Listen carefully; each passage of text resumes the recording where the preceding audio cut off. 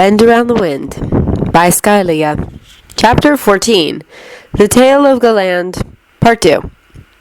Loki was irritated. It was like an unwritten cosmic law. Whenever he tried to bargain honestly, it came back to haunt him. It was like the universe itself was trying to tell him that he was better off cheating people for what he wanted. Trickery may have gotten him in trouble many times, but it also helped him escape. Honesty, on the other hand, he contemplated whether he should just kill the stupid reptiles for daring to take such tone with him, but in the end he decided against it. He was not threatened per se. The threat was only implied. Normally that would be enough for him to grab the blade that was securely tucked in his boots, but in the end he decided that the situation did not call for it. For now. The one he bargained with before said that he had to meet with the owner about the trade. It did not sit right with him, but if the owner was the leader of this little group and Loki managed to fight the right tone with him, maybe they would get even more out of this little deal than previously expected. Or things will turn much worse. He would soon find that out, but he was willing to take the risk. It was always better to bargain with a leader than with a servant, after all. The group of reptiles led him to the edge of the city where storage-like buildings lined up, where, of course, most of the damned creatures waited. They had some sort of vehicles with them as well. They reminded him somewhat to the ones he saw on Midgard, although they were less angular and had no actual hood, only brackets and support pipes at the upper portions. They seemed to have metal wheels as well, not rubber ones, 6 of them, not 4. Dune Runner, it was called, if he heard it correctly, back at the city. There was a bigger reptilian man standing by one of the dune runners, and Loki was led to him, most likely the leader he was here to talk with. As he looked at him, he was absolutely convinced that he was not an upstanding citizen. Why couldn't he just stumble upon a simple merchant? Why did everything have to be difficult? The reptile eyed him for long moments. He was a bit taller than Loki, and quite big as well, his skin dark brown, like mud, and his eyes orange. That one unpleasantly reminded Loki of the guards in their prison. The man pulled a tarp off of the vehicle's back seats, which revealed 2 larger boxes and a bag. He opened the bag and showed Loki its contents. "That's what you asked for, right?" the reptile asked. "Yes, although I do not see why we couldn't meet for the trade like it was agreed upon." "My men agreed to the bargain hastily. The goods are mine, and they promised them at a too low price." Oh, Loki knew where this was going. These were worse than the dwarves. "That is something you need to discuss with your men, then. I was promised a trade. If you decided not to follow through, then good day to you." There was a large hand on his shoulder before he could turn, and Loki sent an icy glare to the one that touched him. He stared him in the eye unblinkingly until he let go. "I am more than willing to trade," the reptile continued. "Only the price has changed." "Really? How much?" "I want 5 crates from the supplies you have." Loki scoffed. "That is ridiculous," he stated. "What we need from you is not worth that much." "But you are obviously in need of it," the reptile said. "and you will not get it from anyone else." "We'll see about that," Loki answered and turned to leave again. The one that grabbed him previously didn't reach out to him this time, but the big one did. He grabbed his shirt and pulled him closer. "Look at it this way, then," he said. "You either accept and get this much, or we take all that you have and leave you with nothing." Loki narrowed his eyes, but kept his anger in check for the moment. "Are there so many sick and wounded around here?" Loki asked. He kept his voice light and his expression unfazed. It never failed to unnerve such thugs a bit, not getting a reaction out of him. "The medication's so good on the streets," the reptile answered. Loki resisted the urge to sigh. Oh, Lady Luck was not a nice lady today. Loki stared at the reptile, contemplating what to do. Negotiation looked less likely as the seconds passed. This one seemed to be too thick-headed to reason with. "Now be a good little warm-blooded and tell us where you keep the rest of your stock." He felt his anger spread out in his body at the derogatory tone, and he moved before he even had time to think about it. He clenched his fist and hit the reptile in the face. There was a mild sound of a bone cracking, which was very satisfying. Probably some teeth loosened from their place. The brown one hit the dusty ground with a thud, but Loki did not have long to enjoy the moment because he felt a sharp pain in his side. He recognized the sting of an energy gun. He stumbled. It was not a big injury, but considering how many of the reptiles had guns, it was anything but good.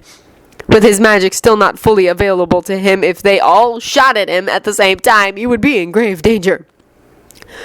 Fools, not out in the open, the big one yelled from the ground. Loki had at least 4 guns aiming at his face, so when they dragged him away from the vehicles towards one of the buildings, he didn't put up a fight.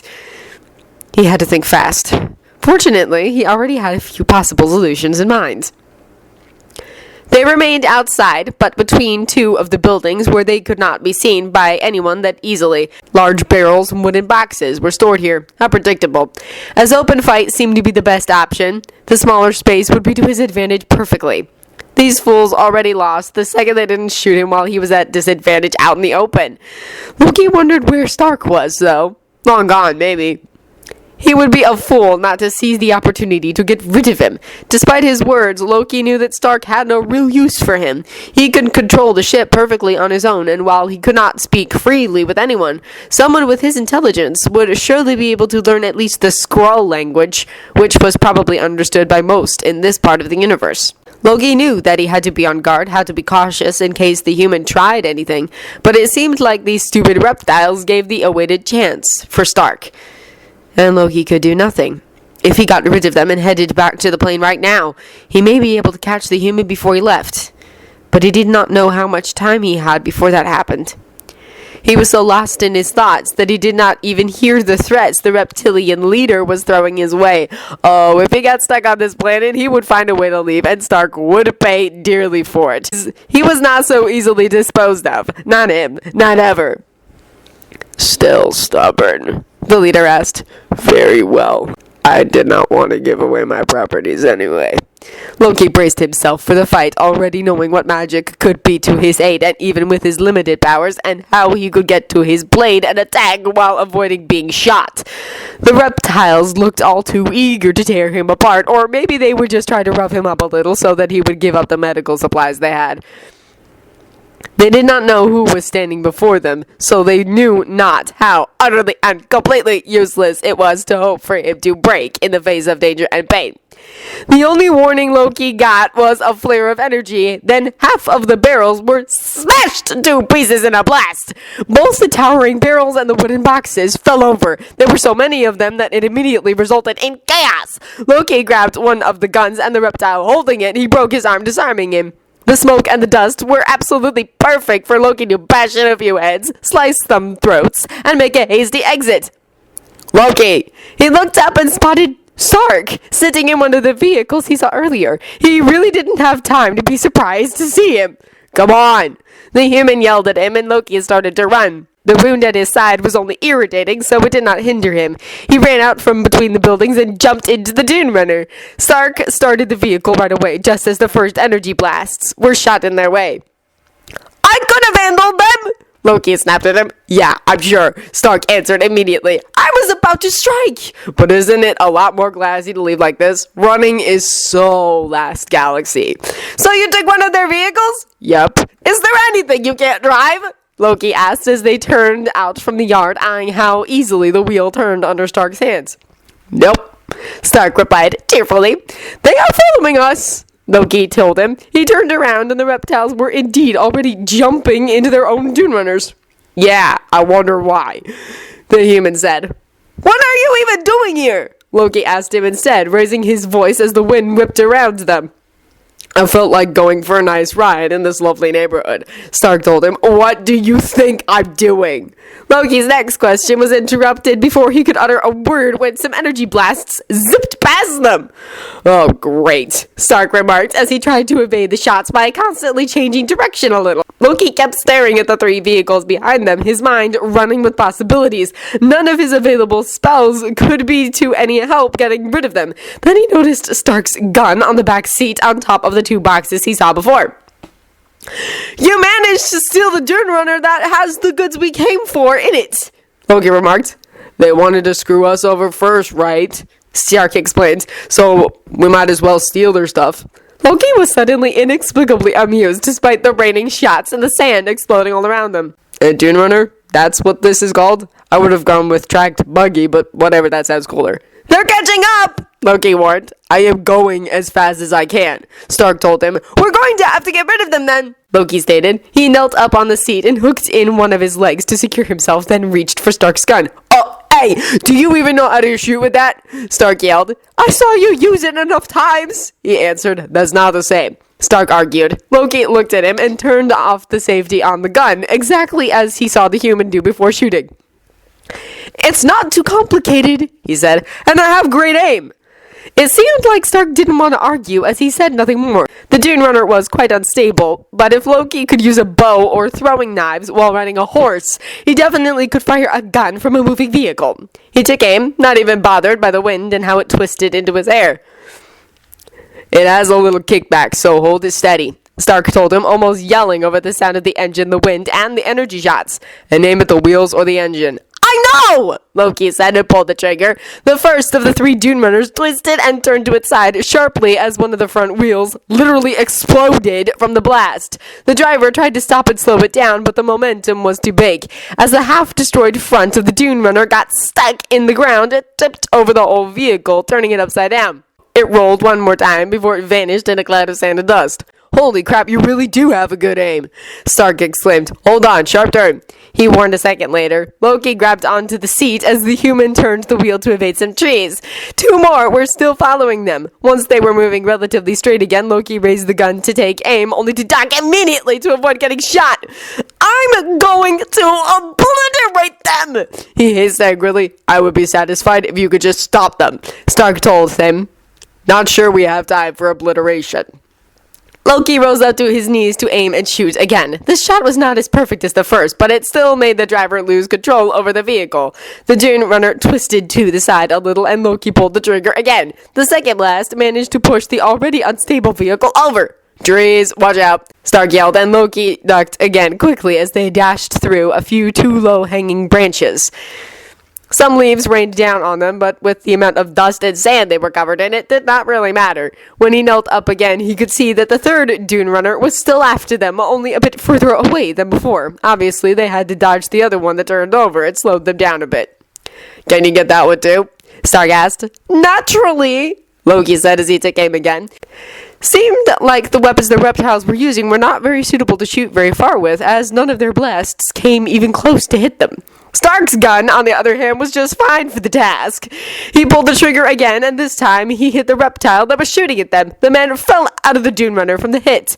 Loki smiled as he took aim again. He managed to hit the front of the Dune Runner completely, and while the wheels did not explode like the first time, the vehicle's front mangled from the blast and broke off, stopping it as it lodged into the ground.